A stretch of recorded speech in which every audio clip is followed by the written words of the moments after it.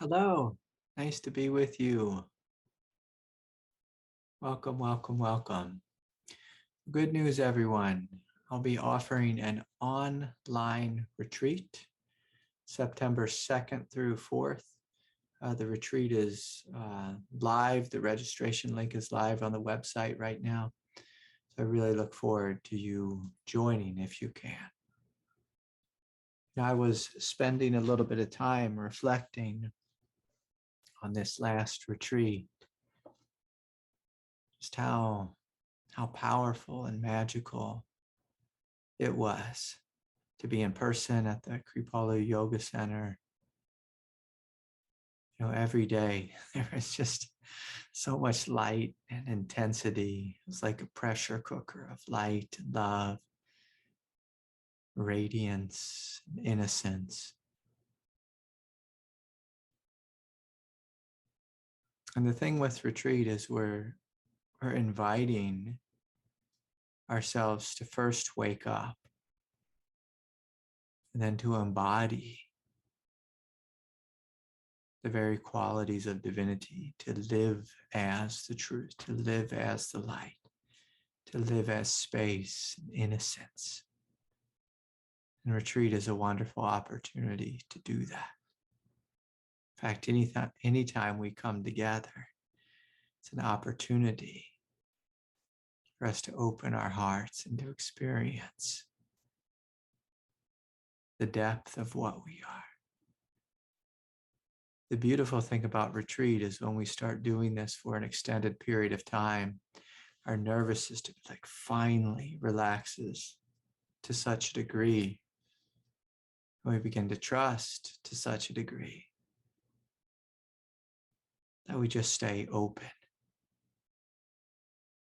After all, this is what we're all wanting on this path, is for us to be permanently open, not just to have a passing spiritual experience, but to stay open. I'm going to say something a little bit silly, but where I used to live in Colorado, it's a I'll just say this. I try not to get in trouble with YouTube, but it's a state where green things are legal, and people, I had many friends who would wake up in the morning. The first thing they would do is they'd pack a bowl, and then right around 10 a.m. they'd pack another, and then at 12 and 2 and 6 and 9, and all day long they wanted to be high and experience the pleasantness of being high. Now, with being spiritually awake, it's very similar to where in the morning one wants to wake up and dive deep into true nature, and allow one's consciousness to expand, to invite it to expand through the practice of meditation. And then we meet again at lunch and we meditate some more, we open some more, we receive the grace of God more fully. And then in the evening, again, we expand open and receive this grace, receive this transmission. And it's a glorious thing. It's a glorious thing.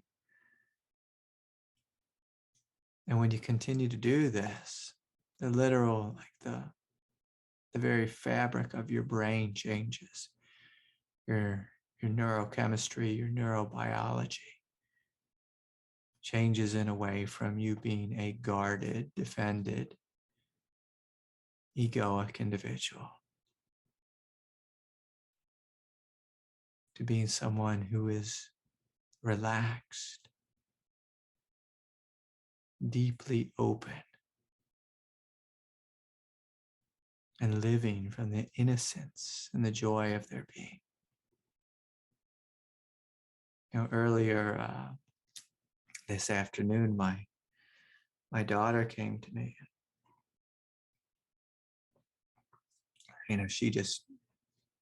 she was with me all day today, and all day she's saying, "Daddy, look, Daddy, look." And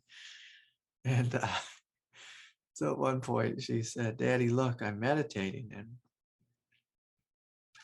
she got down like in a real like extended child's pose. And I said, "Oh, you're doing a prostration meditation." So she was doing like a big prostration, and I just sat there and I rubbed her back. And then I got into a prostration and joined her. I said, "Okay, Daddy will do it too." And a couple moments before, I was feeling a little bit tired I took her to the beach today, and then I took her to mini golf, and we had a really full day, but I was feeling pretty tired after being in the sun, and she wears me out. But as soon as I laid down into that prostration, I felt my heart open more fully and just my body relax. And I began to receive the grace of God in that moment, recharging me, filling me up, expanding my consciousness. I said, "Oh, wow, this is pretty good, honey. Thank you." Thank you for this. And then she sat up, and I said, "Okay, well, how about I teach you a thing or two about meditation?" And so, she sat there, and I just placed my hand on her heart. And I said, "Sweetie, I want you to breathe deeply and feel into your heart. Just breathe deeply and feel into your heart. Feel what's here. And can you open your heart to the goodness of this moment? Can you open your heart to God above? And if you join me in this moment, I'll give you the same instruction I gave my daughter. And so we're breathing and feeling in the heart. Breathing and letting go of any thoughts in the mind. Just gently allowing the mind to be blank and open and empty. Relaxing the body fully. Allowing the consciousness to expand.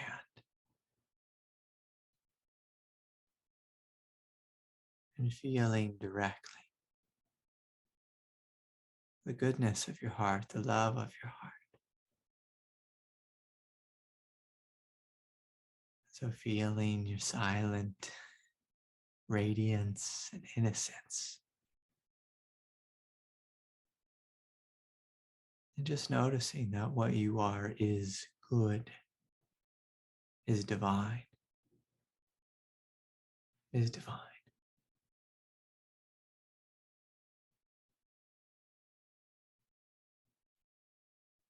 Yes, and so we're breathing deeply and fully, relaxing the nervous system and opening the heart. Feeling that which is awake and aware in the heart. And from a space of openness, from a space of joy and connectivity, I invite you to open your heart to the love and the grace of Mother Mary is coming into you, filling your hearts with love and joy, and simply receiving. And by all means, there's nothing you need to think about, nothing you need to do, nothing you need to fix or sort or heal. Can you simply open and receive the grace of Mary, Just noticing, what is that like to receive a love, a grace,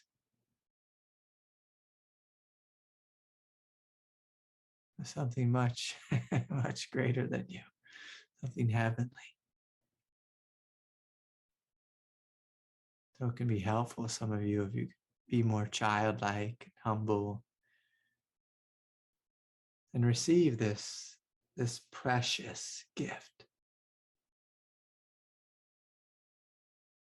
This precious gift of love. Can you receive? Can you receive? And so softening and melting. And simply being curious about that which is awake and aware in the heart. And simply being curious about this experience of grace. And so I invite you to soften your belly and your pelvis. Simply feeling and opening.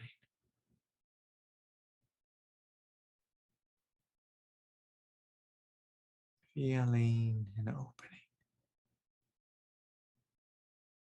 And I invite you, if there's anything here that you're struggling with or tripping over,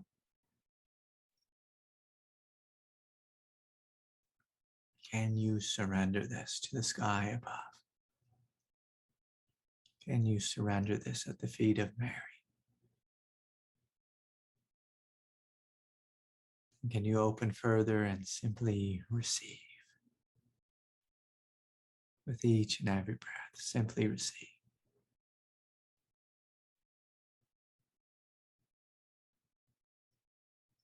And so you can continue to meditate, or you can open your eyes if you like. But either way, I invite you to stay with your experience and just to gently notice. How do I feel different than I did 5 or 10 or 15 minutes ago? And again, this is the power of satsang. This is the power of meditation. This is the power of this upcoming retreat that I'm inviting you on. For those of you just joining in Facebook land, it's a retreat coming up September 2nd through the 4th. So these are all great opportunities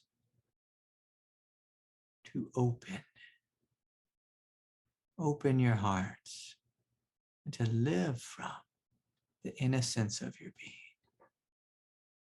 I was with my little girl today, and we were out on the ocean just floating on our, we had these little boogie boards. It's like a little surfboard for your belly. And we're just floating on them out in the ocean. And, when I was looking to the beach, I saw all the different people and the families and just the little children everywhere. Then when I turned around and just looked out toward the ocean, saw where the ocean met the horizon, I just saw this massive cloud. Massive cloud. It looked like it rose 20 or 30,000 feet into the air. Where I live now, there's these huge thunderhead clouds, and they're just so massive. So they're expansive wide, but they are expansive tall as well. And in this space of just innocence, just floating in the ocean, just feeling held by the warmth of the ocean, just kind of bobbing up and down like a boat in the water,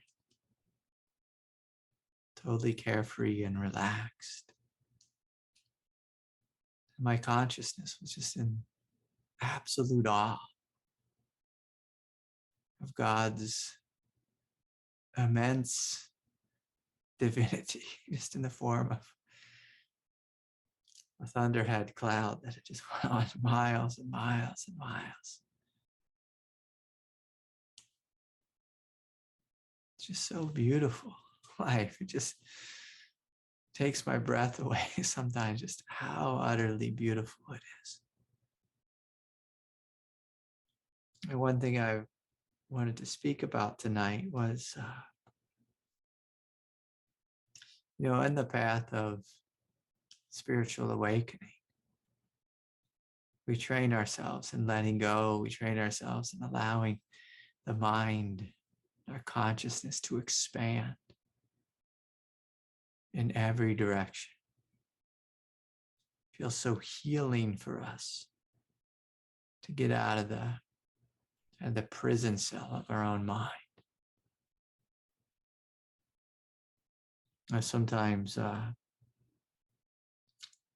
walk at night and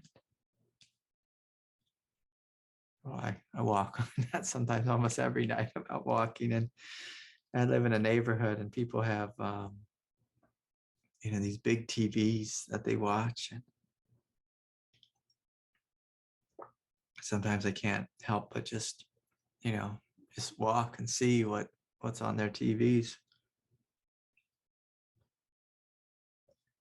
And I'm always amazed at how many people watch the news. They call it the bad news. In fact, we had a family member that we were connecting with, my wife was. Someone in her family was saying, "Are you keeping up with the news?" And the answer is absolutely not. Absolutely not. When we pay so much attention to the news and allow it to suck up our consciousness, we become enslaved in political beliefs, political bias, some type of orientation. Again, there's nothing wrong with being informed. I think it's wise to be informed, but we can also be way too informed. Way too informed. I can remember, 20 years ago when we had terrorist, we had the terrorist attack, and there was this scale, like a terrorist meter on the news every night.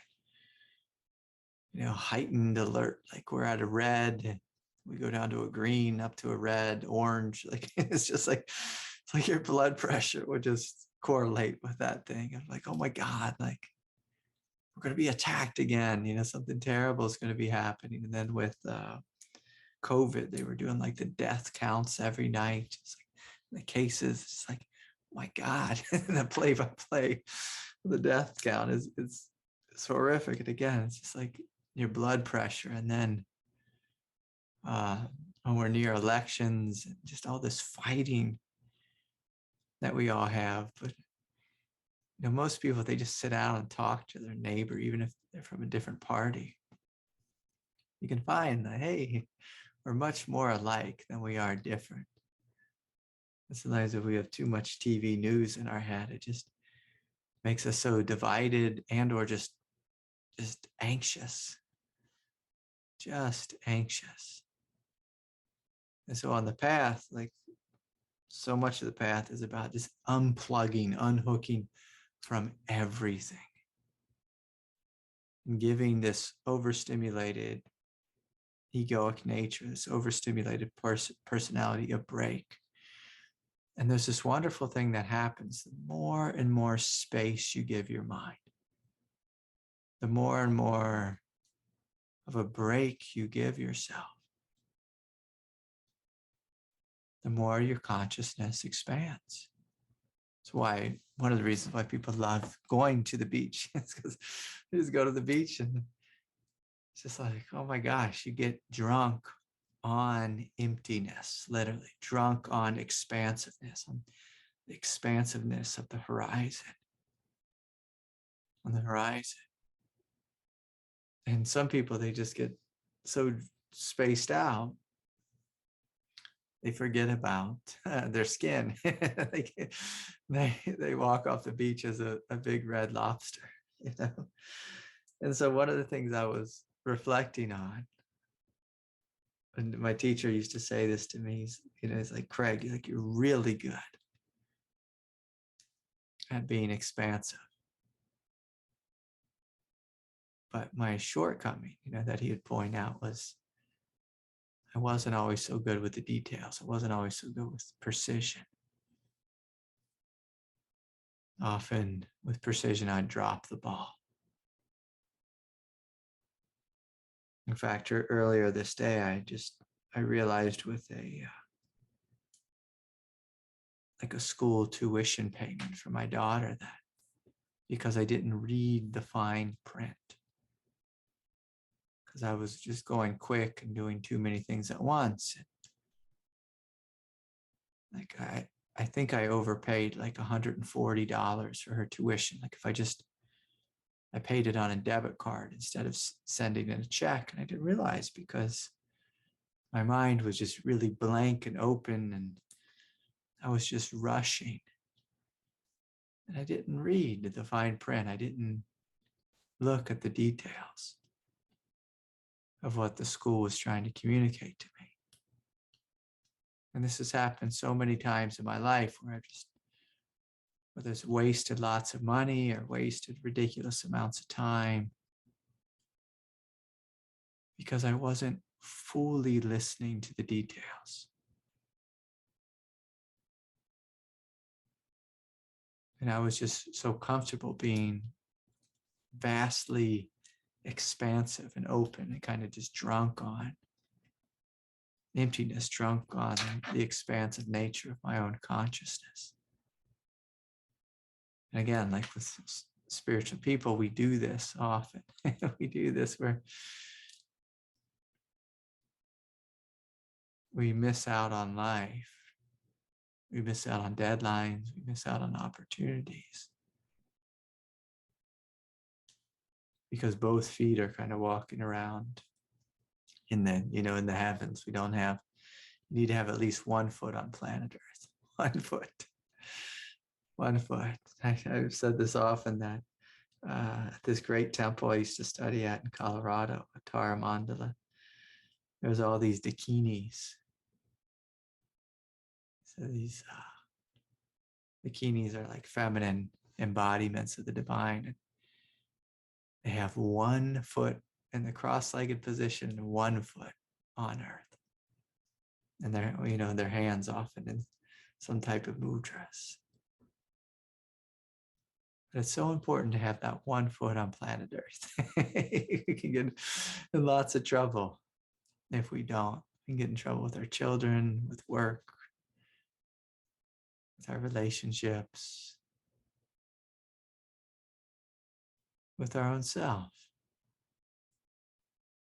With our own self. And people often equate, spiritual people often equate having our feet on planet Earth or being in the details as being in the ego. And there is a truth to that. Like the ego lives in the details. It lives in habits. It lives in like anxious details. Again, like when we're doing the play-by-play with the terror levels or whatever. The ego can get in the details with that. But there's this different quality of following the details, of being with the details, with precision, which is a quality of divinity. It's a quality of awareness, where it's not tense. Like when we're in egoic precision, there's often tension and like a feeling of control or feeling like I can mess this up or make a mistake. But when we meet life with precision, like awake, aware precision, means all of us is here. We're firing on all cylinders. Like we're choosing to incarnate fully, to be here now. To be here now.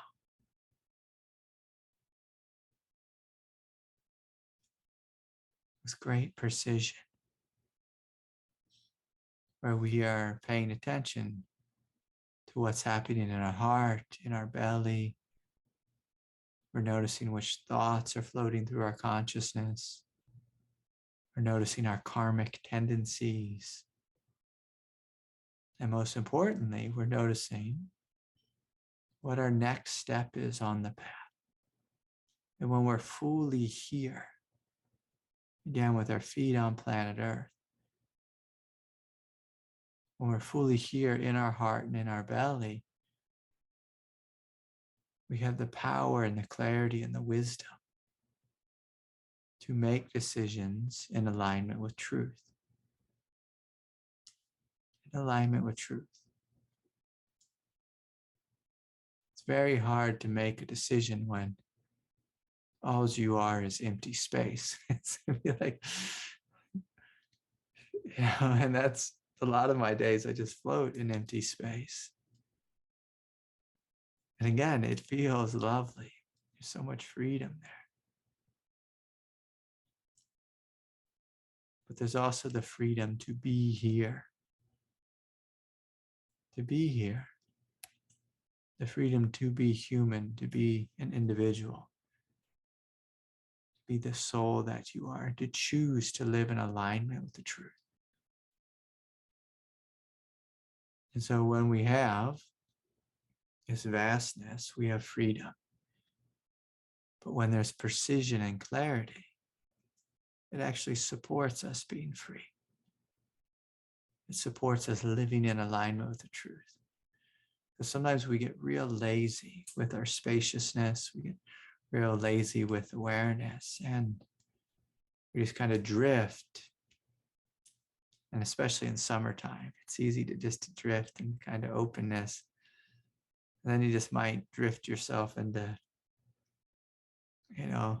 a backyard barbecue, and then one cold beer, and then another cold beer, and then, and then, people do this thing where I never quite understood it, but they have a beer and then they have a cigarette, it's like we just keep drifting and drifting into a place of habit or unconsciousness and desire.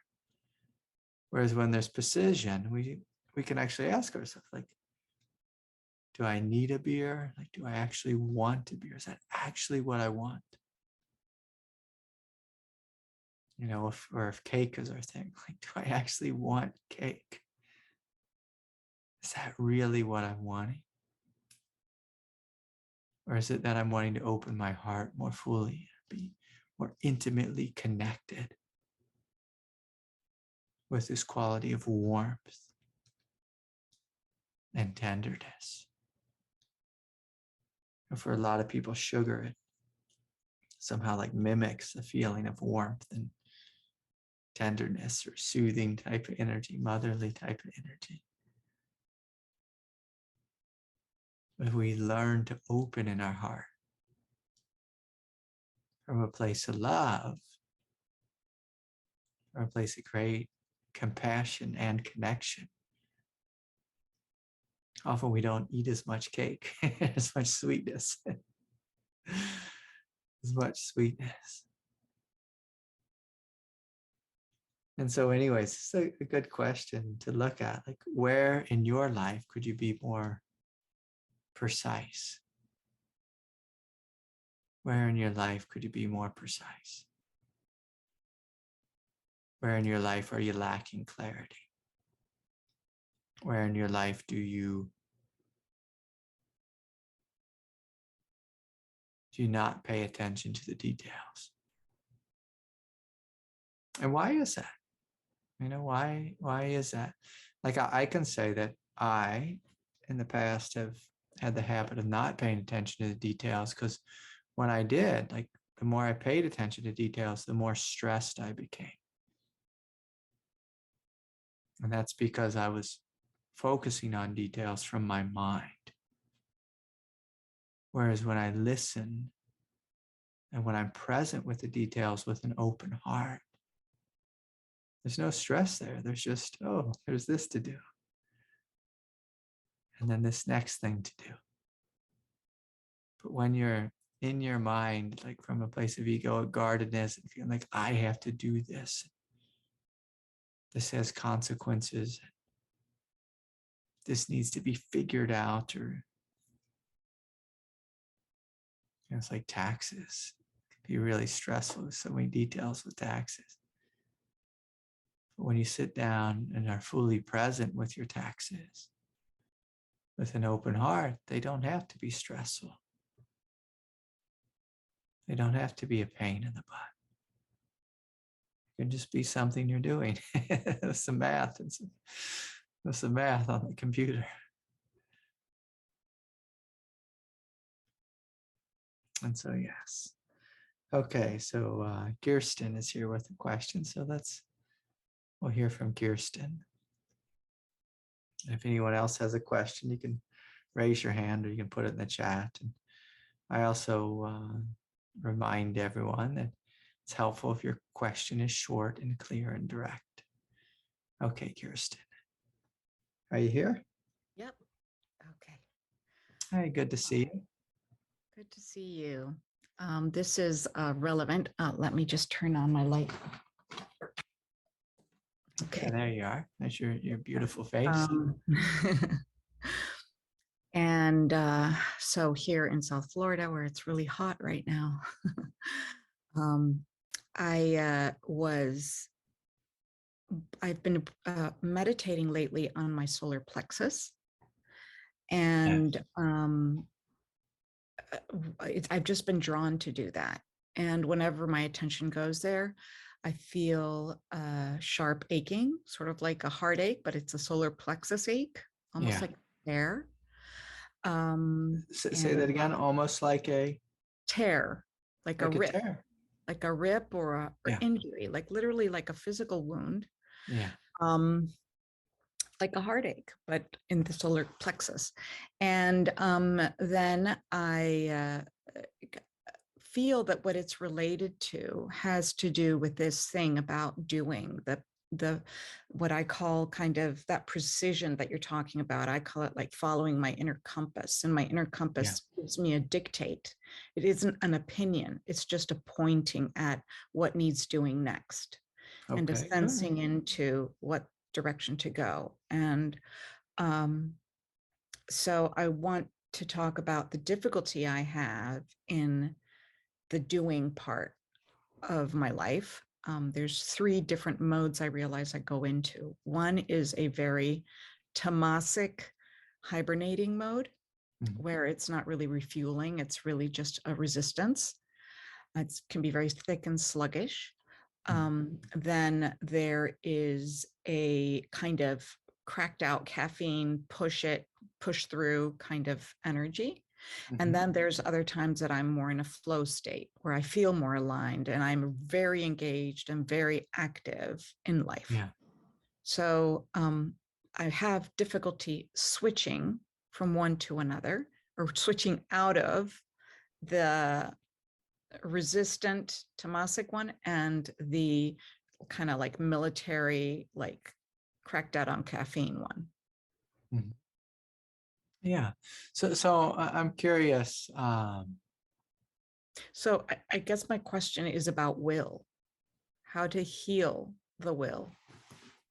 Yes. So I mean, it's an important question, and so I'm going to encourage you. Like, why don't we just play a little game? If you close your eyes, and everyone can play along, you just feel into the solar plexus, feel into the will. And you might notice, that a heat there, or that feeling of a tear, or that tension. And it can be helpful if you relax your jaw and your throat. And again, just feeling more fully in the solar plexus, and even allowing that to intensify a little bit, the feeling that's there.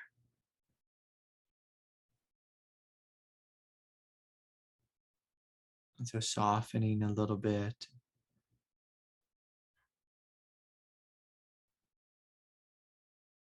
And so if you feel into the solar plexus and just ask it in a loving way, in a curious way, what is the resistance about? And you keep your eyes closed. And what does it tell you? Angry and tired come up. Yeah, yeah. So there's a feeling of being angry and tired and tired. And so if you just ask the question, like, what are you angry about? I'm angry at too much to do, and I'm angry at my laziness when I'm in the tamasic state. Yeah. So we're angry at that there's too much to do in life. So let's just start with that. And it's true, there is too much to do in life. Let's just validate that first. And especially as a parent, trying to work full time, it's like, there's just too much to do. There's too much to do. And so again, let's just validate this basic truth.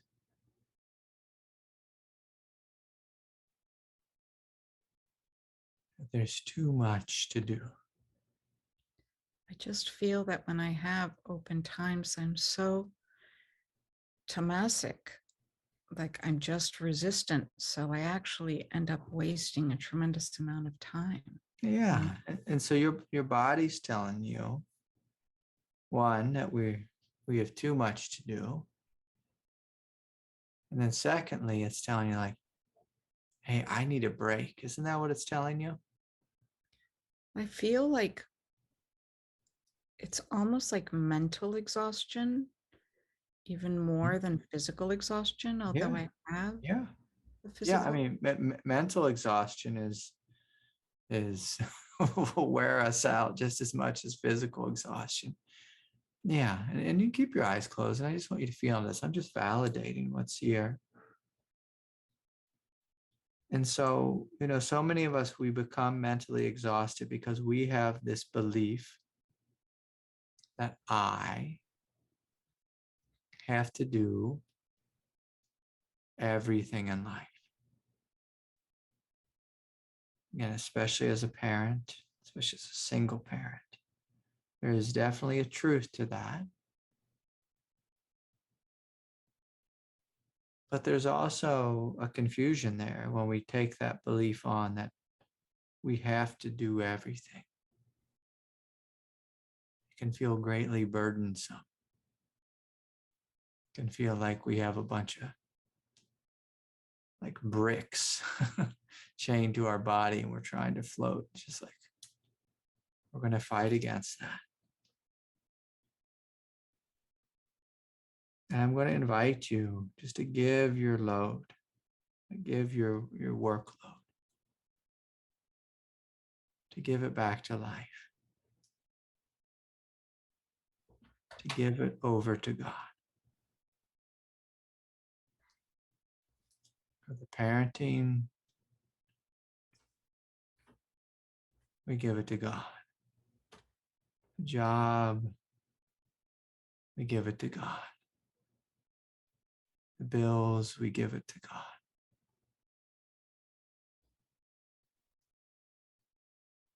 The details, we give to God. Just allowing yourself to be held by life. And so you tell me what you're feeling now as we're beginning to give some of these things over to God. Are you able to relax and trust in this? I have that. Yeah, I'm feel a bit more spacious and also aware of just the anger towards myself. I think that's the primary one, is just the anger Anger of or about? that I'm not doing the right thing, that I'm slacking off, like the inner critic, I guess, the inner critic. Yeah. I'm aware of that and the spaciousness of the surrender at the Can you, same. so before you blame yourself for taking a break from life? Can you look at your body and your mind from a place of compassion and see that you need a break? Like I can see it. So that's why I've been busy validating it this whole time. So I'm asking, can you see it? Can you see it? Unfortunately, the inner critic is so thick that Yeah, that's okay. This is good. We're talking about this. And so we'll take a step further back and let's include the critic. So if you put a face on her, Mhm. what do you see there? Is she happy? Oh, she's wound up. She's wound up. Yeah. Thin and pale, and her hair's tied in a tight bun Yeah. with some strands falling from exhaustion. Yeah. Yeah. Yeah. So if you ask, and I want you to hear what you just said, with some strands falling from exhaustion. So if you look at this critic,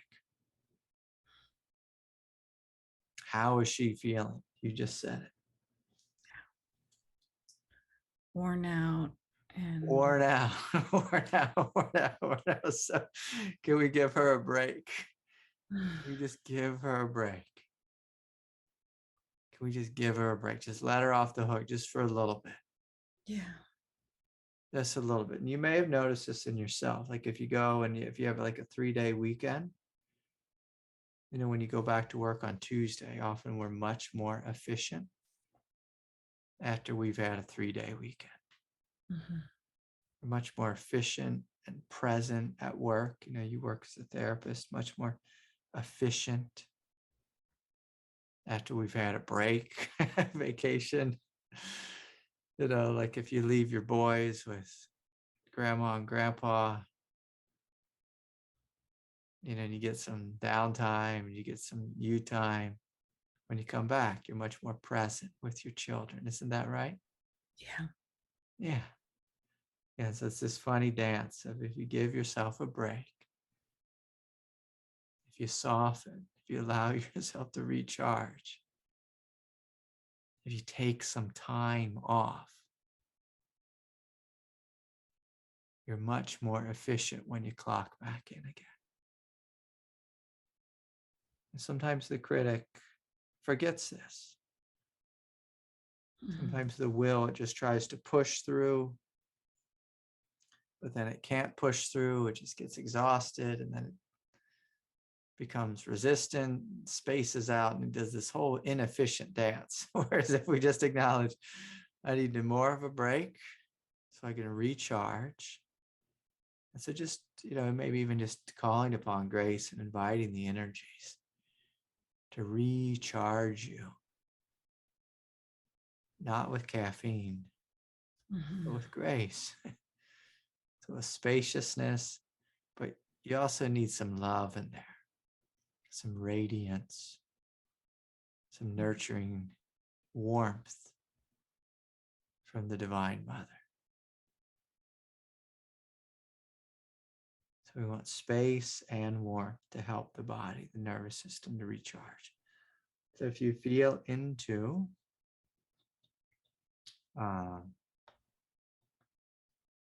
the inner critic now, how's she doing? More spacious. Yeah. Yeah. It's interesting. I went through a moment of when I surrendered her, kind of like a little bit of an existential fear of can I trust? Mm-hmm. And then just kind of dropped a bit more deeply. And now I'm sweating. It's sort of like heat. Yeah. Yeah. Yeah. And so this is one of the things that will happen with our will is like, so this is like a tantric practice as we open to our will. We first discover our human will, which is pushy. And I think you used the word maybe militant or a word like, militant. So it's real pushy and doing. So it's using our own human energies to push. And what we find is we quickly become exhausted. Mhm.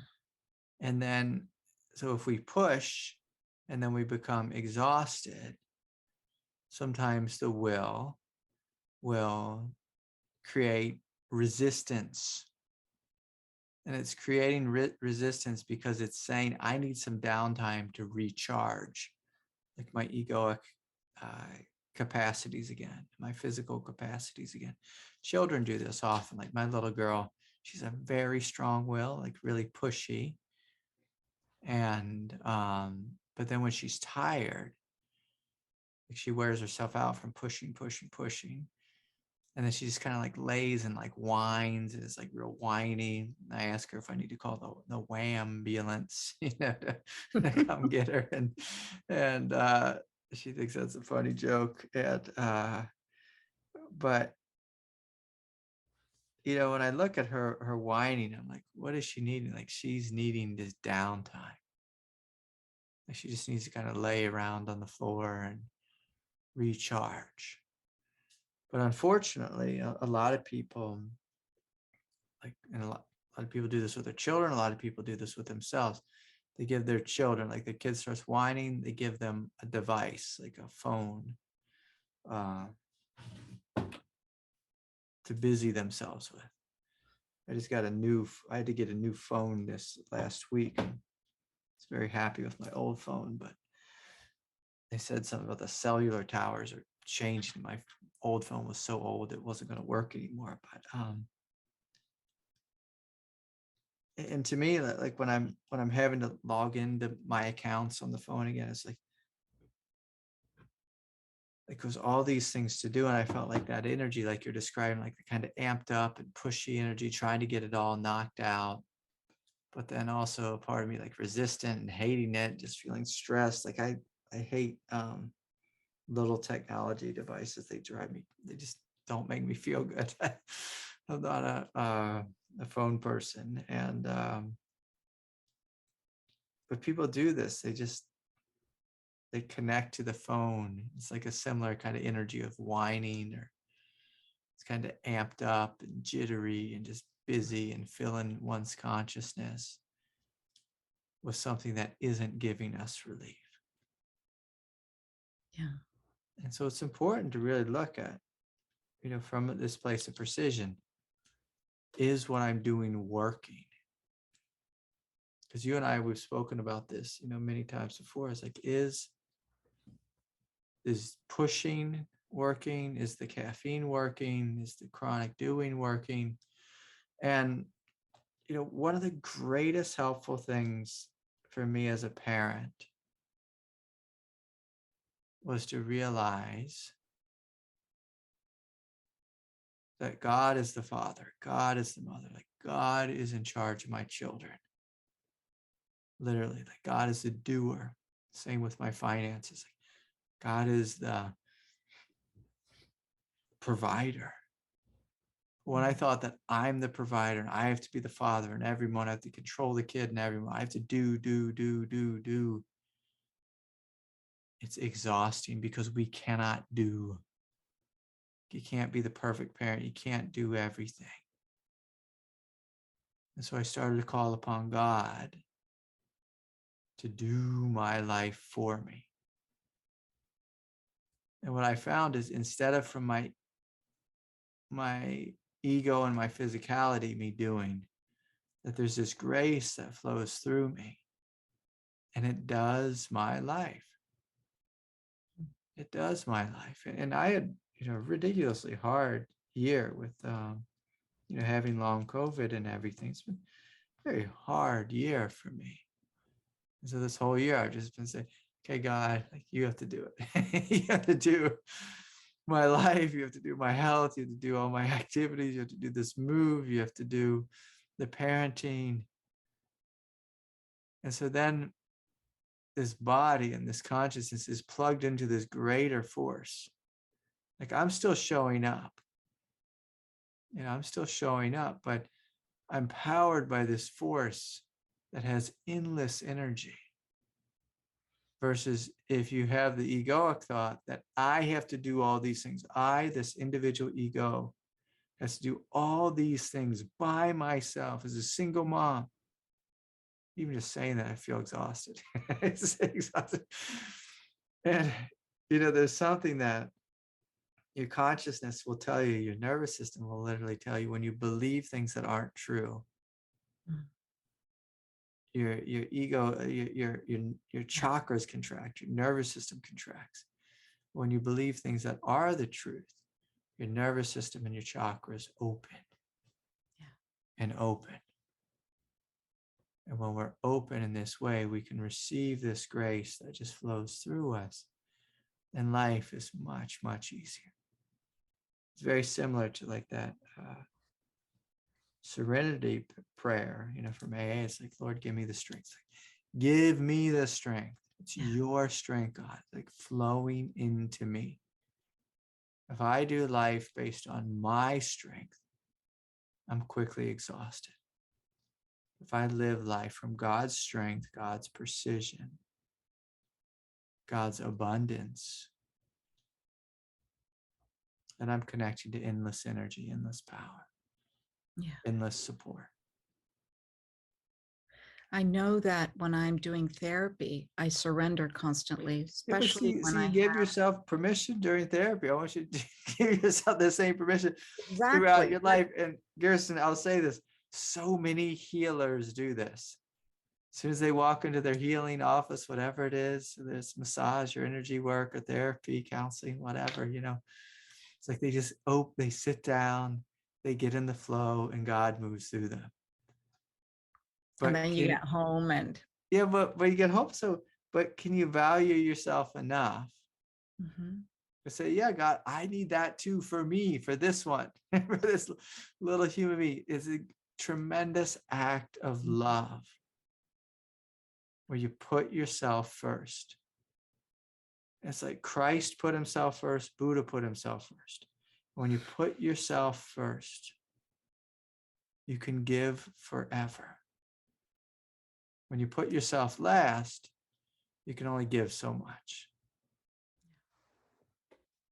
And so many of us think, oh, it's arrogant to put yourself first. It's so radically humble to put yourself first. Say, I'm just a little kid here. I don't got life figured out. I can't do it. God, I need you to do it through me. It's like, okay. And you'll be mad. Yeah. And you'll be mad. So anyways, Kirsten, so nice to be with you. Yeah, so much love. Thank you. So much love. Of course. Okay. Let's hear from Luis.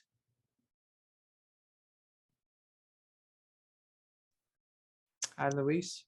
Hi, Craig. Are you back in Santa Fe?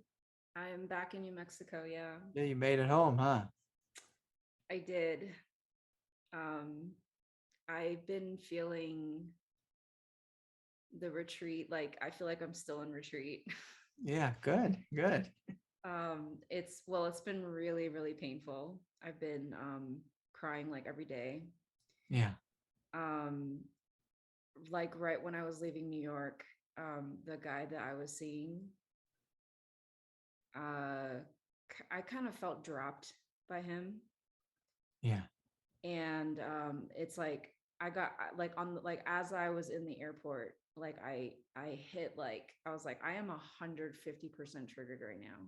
Like all of like my deep like abandonment wounds and like rejection wounds are like right here. Yeah. And I think I told him like I'm really triggered right now, and I think he felt really, really bad, but it was also all over text. So it's just, and then after that point, I could just kind of feel him kind of backing out of the container. Yeah. And I'm also feeling myself like, I don't know if I want this person actually. Like I'm feeling doubtful myself. Well, if, I'll just say this, just like the practicality relationship, if it's going to work, we need two people both in. So I'm confused. Did he walk away from the relationship, or are the two of you just unclear about what we're doing? Unclear about what we're doing. And like, I just like before, like when I was in New York, he would send me like, I feel like we're on like a dating advice channel or something. Yeah.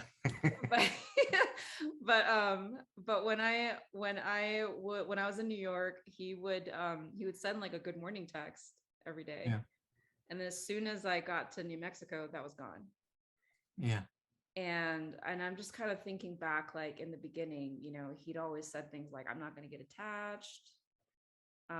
You know, what are our expectations here? And so I'm like, Yeah. okay, I think he is just really, I don't know, what were you going to say? Well, I mean, I had an old man once tell me this, like, old man, like he was like 80 something years old. And he like he had tough luck in his life. Like he was on his third or fourth wife, and like a couple of them died, you know, his wives. And he told me, he said, you know, Craig, it's important when you get into relationship to be crystal clear about what your expectations are. Like what your expectations are of her, what her expectations are of you. It's like, just, you want to be like really crystal clear, you know? And I took that to heart. Like, what are we doing here? And, you know, one thing that the two of you have stacked against you is like, we're not in the same state, not in the same town. Like, we're in different parts of the country. And like that in and of itself makes things really, really hard for almost any relationship. I mean, in ideal circumstances, we live in the same house, or live in the same town. You know, we live close proximity wise. And so the ego starts to get real nervous, like, oh my gosh, you know, she doesn't live in New York. I'm going to get hurt. And so he's going to play the guarded, defended game of his heart. And he may say one thing and do something different. You may say one thing and do that, do it. But he may say one thing and do something different, or both of you may say one thing and do something different. And again, it just makes things real messy. But like, people are terrified of love. They're terrified of being hurt. They're terrified of abandonment. And like, the whole spiritual path is about opening the heart. And if we're going to open our heart, we have to be willing to feel, whether it feels good or feel bad. And, you know, one of the things that, you know, I can say about you, or, you know, you share this often, you say, I am, you use the T word, I'm going to use the U word, which is upset. I'm upset about, you know, what I'm feeling. But if we're going to have an open heart, we have to get comfortable feeling all kinds of things. And by all means, like, if we're feeling heartache, you know, if we feel it fully, the natural response is going to be tears. Like, I can say this, I fell in love with someone in New York once. They were getting on a plane and they were going to Manchester, England. I was getting on a plane and I was going to Durango, Colorado. And so the morning I woke up, it was this beautiful raining morning in New York City. I got in my cab and I cried all the way to the airport. I didn't use the T word. I used the S word. I was just like, I was sad, and I just felt the sadness, and I grieved all the way to the airport. And as I, flew away, and, the plane flew out of LaGuardia, I saw all the big buildings, and I knew she was already flown to the UK. Again, I just grieved some more and grieved some more. And so I breathed into the abandonment with love. I held it, I nurtured it, and I let it cry. And I said, it's okay. I'm going to hold you, because she can't hold me. She was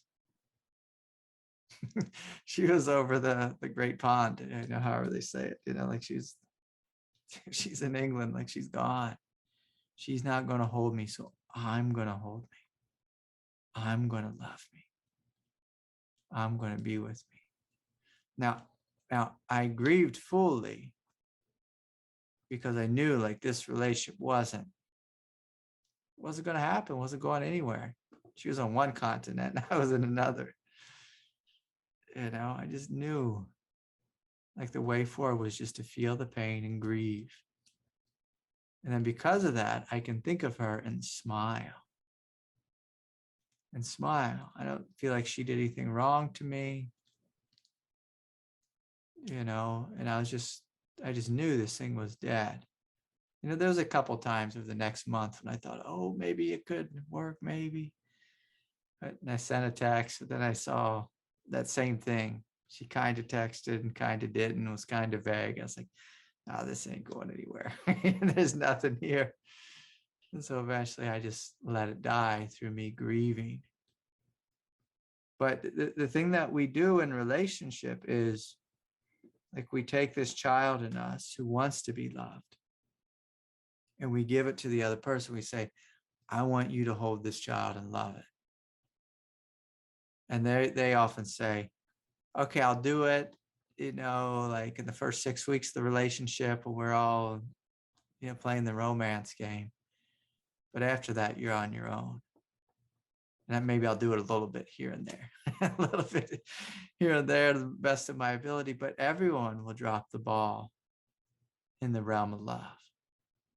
In fact, I'm going to say this, and this will sound harsh, but life even designs it that everyone drops the ball.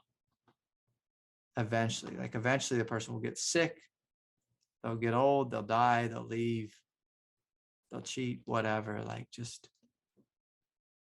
And those things are supposed to happen, like death and old age, of course, sickness is supposed to happen. Like there's a time they'll get COVID and they won't be able to send us the morning text and they won't even be able to be kind to us because they'll be, you know, just take care of their own needs. And that forces us to look, okay, how am I giving my child like away? And what if, you know, brings up the question, where is their consistent love? Like that was a question for me. Like on the path, I was always curious about consistency, because consistent abiding, awakening, consistent love, consistent freedom. I realized, oh, if I want to be free in a consistent way, I have to love the abandoned one in me. I have to love that boy to death. Love him to death. It's like when you love the inner child to death, the inner child just dissolves and you're left purely with innocence and no feeling of abandonment. It doesn't even feel like anyone could abandon you. You know, people can still be mean and hurt your feelings, but there's no sense of abandonment because you have loved you so fully and completely. Whereas in relationship, we want the other person to love us fully and completely. Like that's what all like relationship is based on. It's like, I need you to love me and hold me and support me and nourish me, see me, listen to me, hear me, you know, all these things. And people can do that. Like if you have a really good partner, they can do that some of the time, maybe pretty good. That's a good partner if they can do it. Maybe some of the time pretty good, but no one will do it all the time. And so your friend, he's telling you, hey, he's either telling you, I'm done, or I'm scared, or I'm confused. And when people are, let's just say he's scared or confused. When people are scared or confused, if they're not super awake, they often play ego games, which is, okay, shit, I gotta text her less. I gotta be less involved in this relationship because the more involved I am, and we have this great distance, and it's gonna cause me heartache and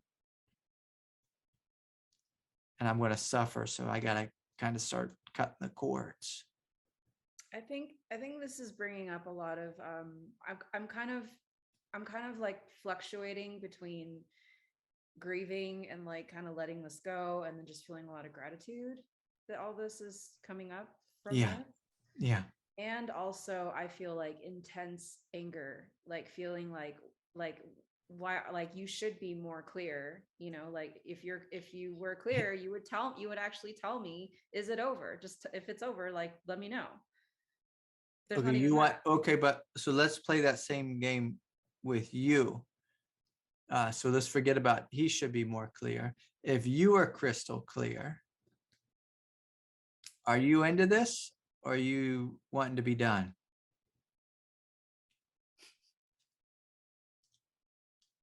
What's the, you're laughing. I don't know what a laugh means.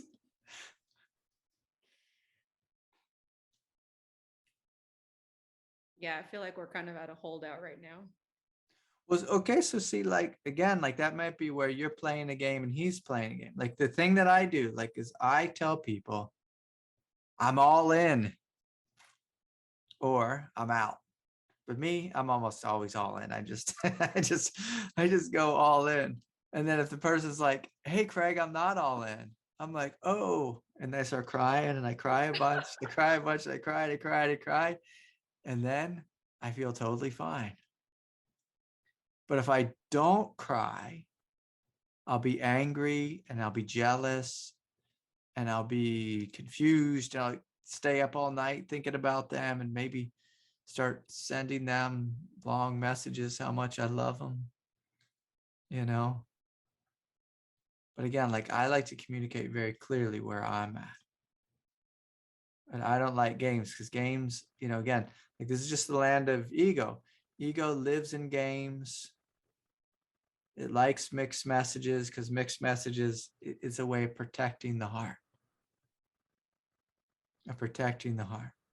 Whereas when we're crystal clear, we say, hey, you know, like, hey, Mister, I'm 100% into this.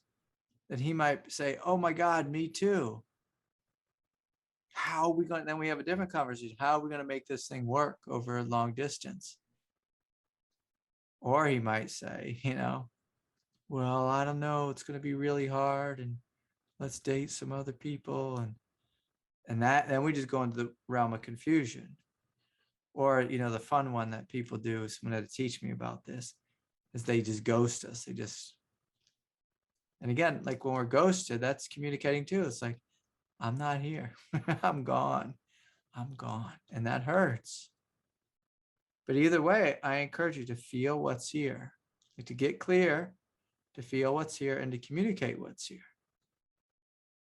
I've had relationships actually deepen when there's been distance.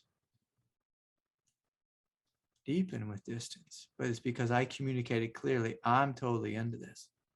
And I'm not going out dating other people. I'm a one man kind of guy. But people are scared to say that. So they're scared of being hurt. They're scared of being rejected. Often, like your fears, he has those same fears. Just he's playing his cards a little differently.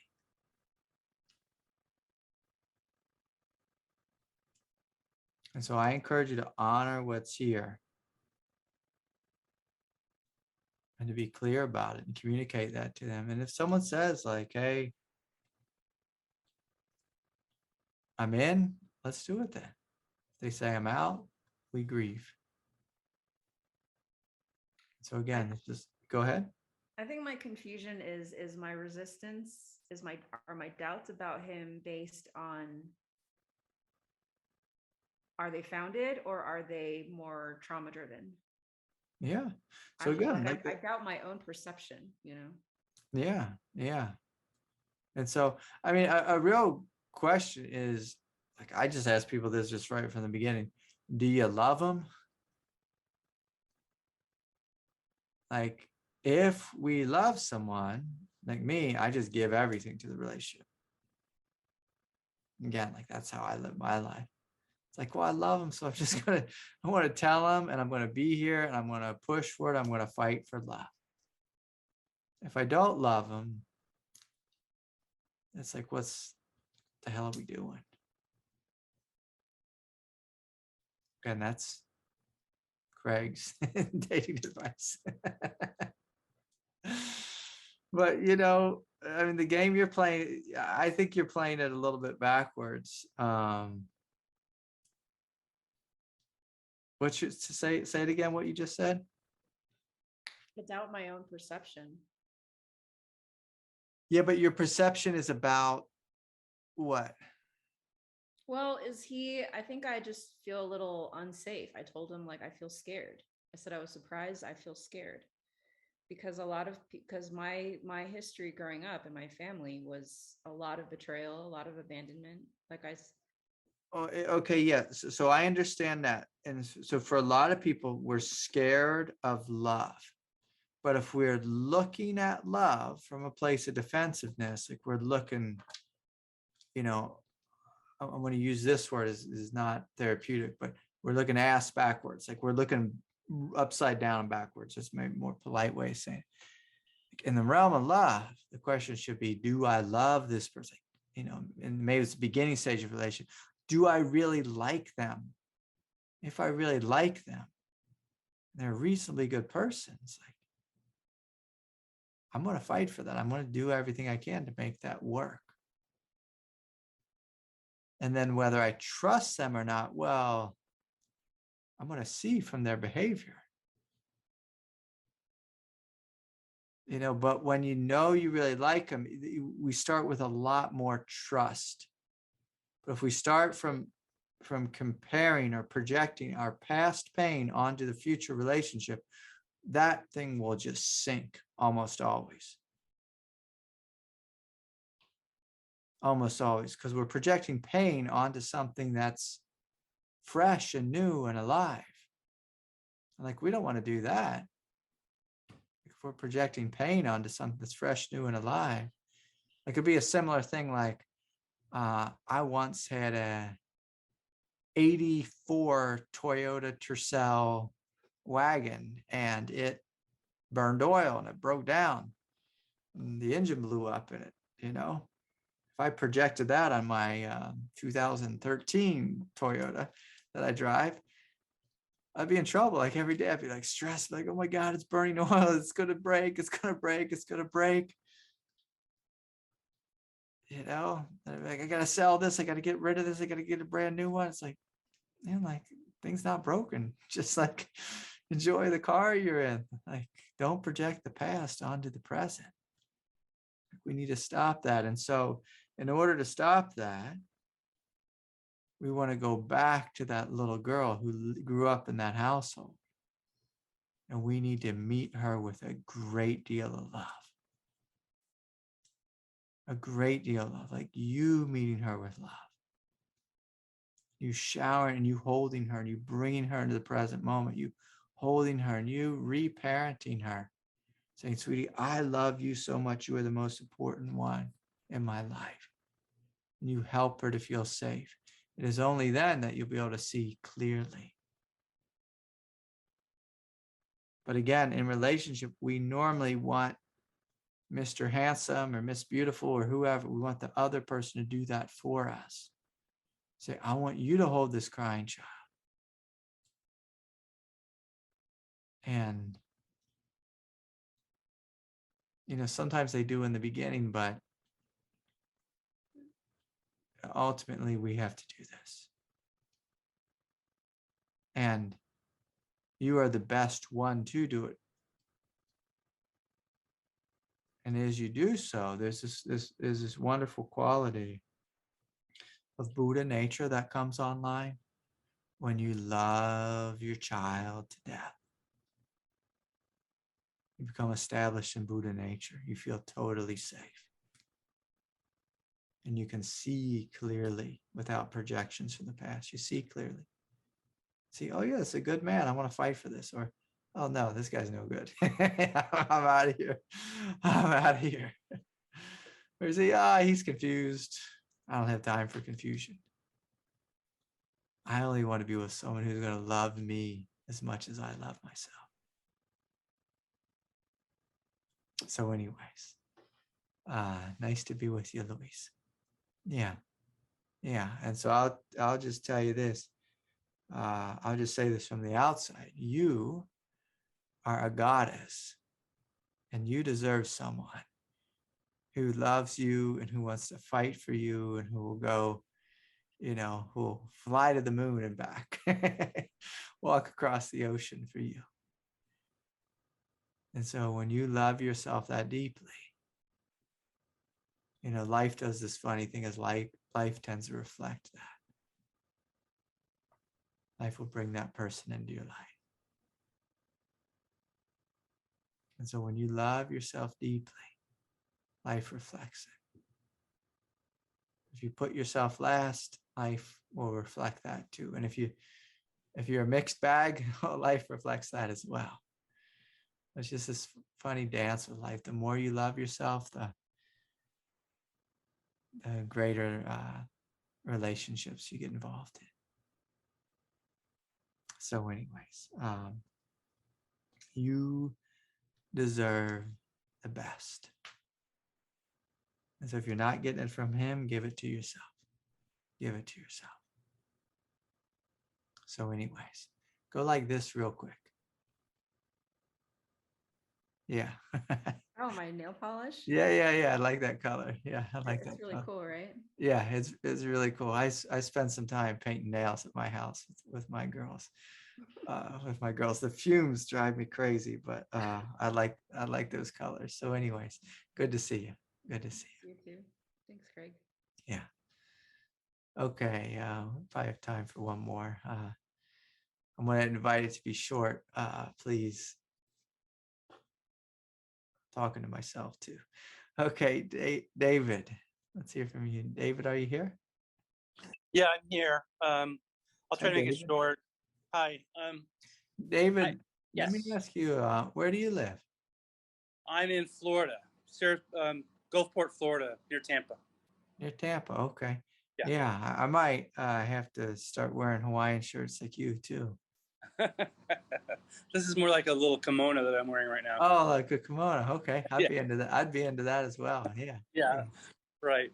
Well, anyway, I just wanted to talk about the recent, energy flow through my body.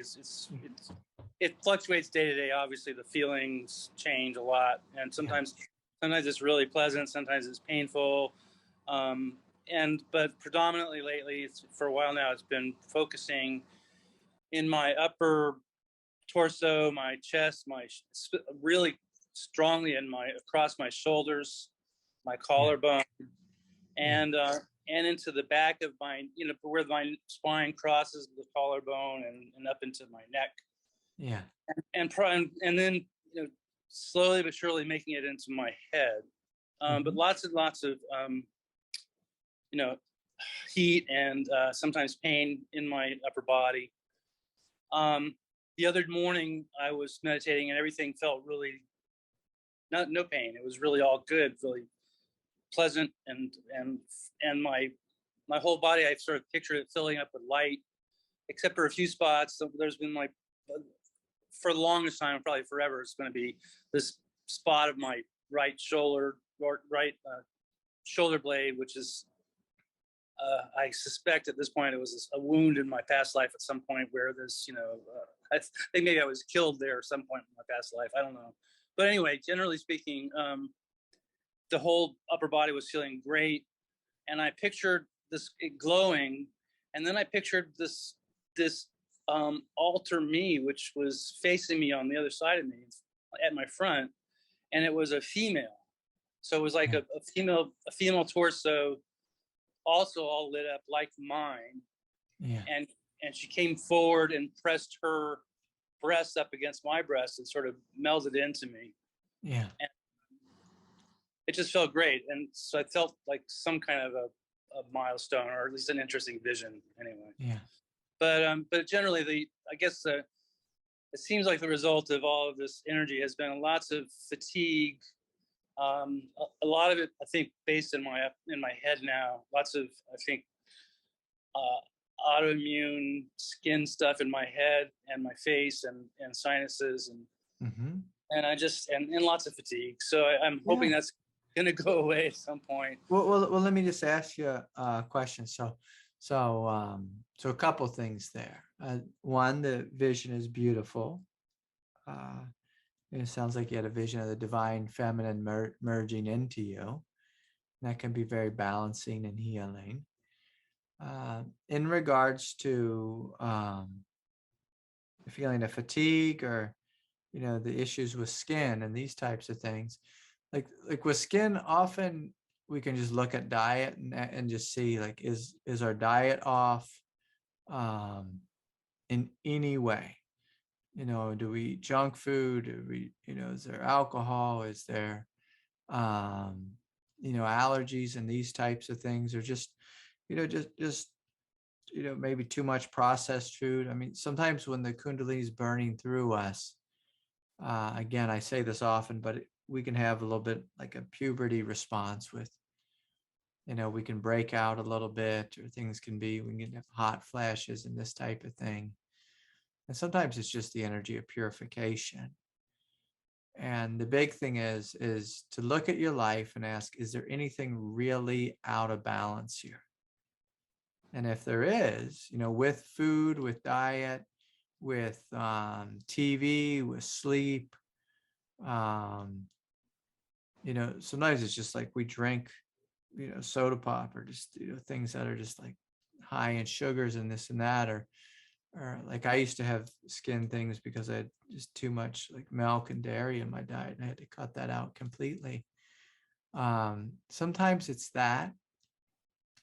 Other times it is, it's just purely karma just burning up, and it's coming out with a physical reaction. And the lightest reaction a body can have is, just like skin stuff, and it's just a real common thing. Sometimes if you do a fast, like a 1-day fast or a 3-day fast, like the Master Cleanse fast, which is basically purified water, lemon juice, and maple syrup and cayenne. Like I've done those before, and that can really clear things out. Do 1 day or 3 days. I've done longer ones too, but normally just with 1 or 3 days, it can clear some of that out. Sometimes if we spend a whole day in silence, or do a retreat, or spend a whole day just in nature, just meditating, the karma can kind of burn up, and the things can correct themselves. But also, like sometimes we have just old karmic tendencies that are stuck in different areas of our body, and they just manifest in our skin. And some of these older, deeper karmic tendencies might take 6 months, or sometimes even a couple years, for the light to purify and burn through and cook and heal. And again, that's like I had things that just went on and on forever, and then finally they straighten themselves out. Like I struggled with I had Epstein-Barr for, oh my God, I had it like for 6 years. I would get sick. It was like every 6 weeks I would get a fever for like 5 days. It was so ridiculous, and went on for like literally 6 years. And finally, just every time I just felt the Kundalini working out, the light working on, grace working on it, just like this old, my immune system got really beat up as a kid, just through having, I was over prescribed antibiotics, so it kind of destroyed my immune system as a child. And so I had this Epstein-Barr thing that went on and on and on. And then finally it healed. And I was like, my God, thank you. But it was a struggle. And I went to all these healers, just would meditate with it and sit with it and hold it and love it. And the Kundalini would flow through it. And then finally it cooked that thing, I'd like to say, mostly out of me. And then, and when I got COVID, it brought up some little lingering bits of it again. It's like, oh, look, there's some more. There's a little bit some more. And this is just part of the difficulty of being human is like we have a body's built out of habit, a body's susceptible to disease, environment, and just input from the culture and chemicals and all this stuff. And sometimes some things just need to burn up. And so, I say this just as a general teaching. If you have energy moving, like if the energy's flowing, you're doing it right. You're doing it right. And I'll say this to you, but I can say this to any human being. Look at your relationship to pain and make sure there's no resistance in regard to what you call pain. And so when pain comes forward, just curiously open. Just curious and open to what's here. Like the same way I was with Luis before. He was just like, let's be curious about this heartache. Let's be curious about it. And let's meet it with love and innocence and kindness. We're going to be curious about what's happening in our experience. We're curious about our divinity, and we're curious about this thing called pain, because anywhere where there's pain, it's almost always a veil, because our ego clamps down, latches onto it, fights with it, resists it, says it doesn't like it, even if it's just an unconscious no to that. But whenever there's pain, often I value pain more than I do everything's flowing. Like if everything's flowing, I'm just like, whatever, like it's all good. But when there's pain there, I'm really curious, like, what is this pain about? How am I holding myself around the pain? How am I relating to the pain? Am I fully accepting it? Have I embraced it like it's a child, the most beautiful child ever? Or am I trying to ignore it like, people have that saying, it's a mean thing to say, but I won't say it, but just like a stepchild, like people kind of, am I treating this thing like a stepchild? Or am I treating this thing like it's a prince or a princess within me? Can I fully love it? Yeah.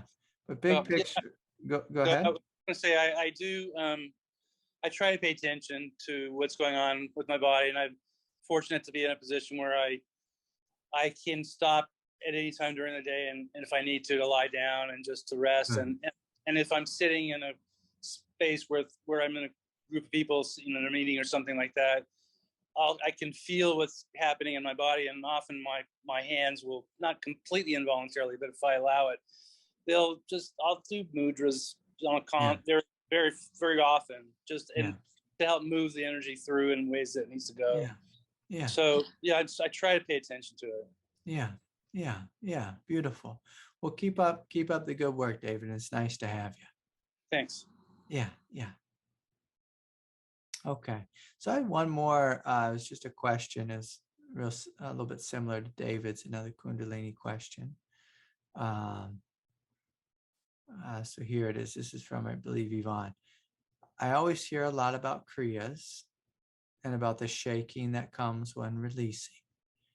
So Kriyas, for those you don't know, is often like movements in the body. It's like kind of Kundalini movements where the body kind of moves. The head might arch, the hands might move a little bit, the neck might go up, the spine arches. Sometimes the head goes side to side, these types of things. Sometimes the eyes roll back. So she's right. I hear a lot about Kriyas and the shaking when releasing. And then she writes, I sweat profusely and tingle all over. Then I feel a dissolving inside with what feels like bubbles and popping in the pelvis area, followed sometimes by a feeling of expanding. This is really beautiful. That's really what happens with Kriyas. It's expanding energy and energy flowing and expanding and dissolving. Sometimes it takes us into states of samadhi. She writes, but I don't have any shaking or any trembling Kriyas. Am I releasing? Yes. So her question is, am I releasing? Yes, you are. Should I be worried? No, you should not. I hope you don't think it's a silly question. Look, whenever our body starts moving spontaneously, whether we are releasing trauma or opening and Kundalini is flowing through us, it's a good thing. Like, you should not be worried. But if energy is flowing, you're releasing. You're releasing. Like, you're releasing the dam, the energy that was stuck. You're releasing the Kundalini, letting it flow up the spine and out the top of the head. Often it comes with trembling and shaking, but it doesn't have to. Like, sometimes it just feels exquisite. For some people, it can get strange and there can be lots of sweating or lots of saliva. That's like a really bizarre Kundalini symptom. Sometimes there can be like moaning or kind of like wheezing. We can go into pranayama. All kinds of things happen. But the big thing is on the path, I encourage you to trust. If your body moves in strange and bizarre ways, just to trust it, just to trust it. I mean, by all means, if you're going into seizures and these types of things, go see a neurologist. I did. My family insisted upon it. My neurologist eventually, after spending way too much money with her, she said, she ran about every different brain scan, and I ran up a bill of, some $10,000.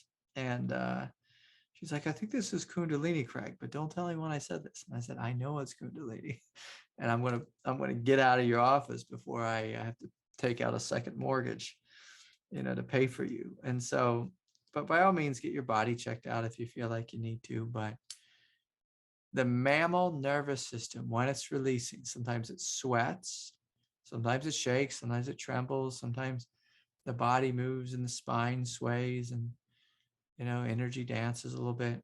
The big thing, Yvonne, is trust, trust, trust, relax and trust, relax and trust. And so, two things before we're done. I want to remind you all, love to have you on the retreat, September 2nd through 4th. So please come, please sign up soon. Don't wait till the last minute to sign up. And then the second thing is, I want to leave you with this question around precision. So if you look at your life and your spiritual path, where could you be more precise? Where could you get to know yourself more fully? Where are there places that are unconscious or hidden or wounded? Where are things that you keep tripping over again and again and again? And can you bring a curious and yet disciplined awareness to that? Really be curious, like, what's going on there? What's going on there? And can you invite your body? Can you invite the shadow, the wound, to speak to you, to clearly show you, to communicate its needs, so that this veil can be met with love and healed and released? And so we could all play with this over the next week of just looking with more greater precision in the places that scare us, the places where we're unconscious. And so much love to each of you. We'll see y'all next time. Good night, everyone. Goodbye.